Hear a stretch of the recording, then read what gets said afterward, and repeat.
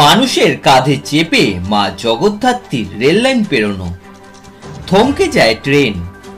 প্রতিবারই চন্দননগরের বিসর্জনে থাকে অভিনবত্ব।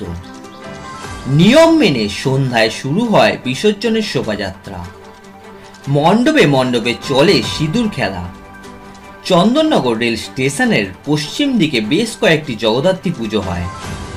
রেল স্টেশনের পূর্ব দিকে গঙ্গা হওয়ায় পশ্চিম দিকের ওই প্রতিমাগুলিকে বিসর্জন দিতে সমস্যায় পড়তে হয়।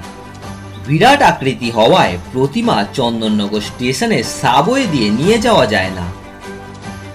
চন্দননগরের সুভাষপল্লী উত্তরপাড়ার পুজোর প্রতিমা প্রতিবারের মতো এবারেও রেল লাইন পার করে নিয়ে যাওয়া হলো। এদিন সকাল 11টা নাগাদ ওই বারোয়ারি পুজো কমিটির সদস্যরা বাসের খাঁচায় দড়ি বেঁধে প্রতিমা কাঁধে তুলে রেল লাইন ধরে বেশ খানিকটা হেঁটে নিয়ে যান। এরপর রেল লাইন পেরিয়ে পূর্ব পারে নিয়ে গিয়ে তোলা হয় লরিতে।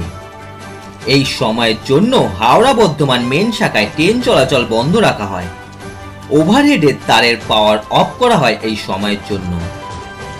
রেল লাইন পার করে জগদ্ধাত্রী প্রতিমা নিয়ে যাওয়া দেখতে ভিড় জমে যায় চন্দননগর স্টেশনে। এদিন শেওড়াফুলি জিআরপি থানার ওসি প্রদ্যুৎ ঘোষকে দেখা যায় হ্যান্ড মাইক নিয়ে উৎসাহী লোকজনকে সাবধান করতে, রেল লাইন থেকে দূরে থাকতে বলেন।